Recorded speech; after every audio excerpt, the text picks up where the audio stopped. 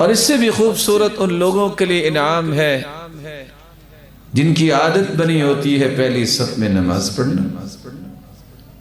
تکبیر اولیٰ کے ساتھ نماز پڑھنا، لیکن بسا اوقات گھر سے نکلتے ہیں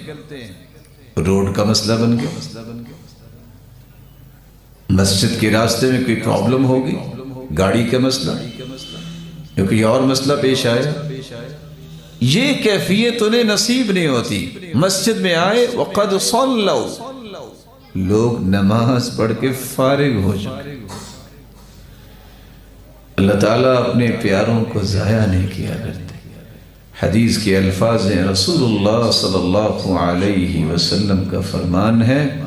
ایسا انسان جب مسجد میں آتا ہے اس کی عادت بھی ہے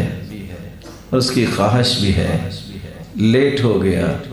لوگوں نے نماز پڑھ لی، اللہ ذوالجلال اس مسجد میں جتنے نمازی ہوتے ہیں ان سب کے برابر اس اکیلے کو اجر عطا کرتا ہے۔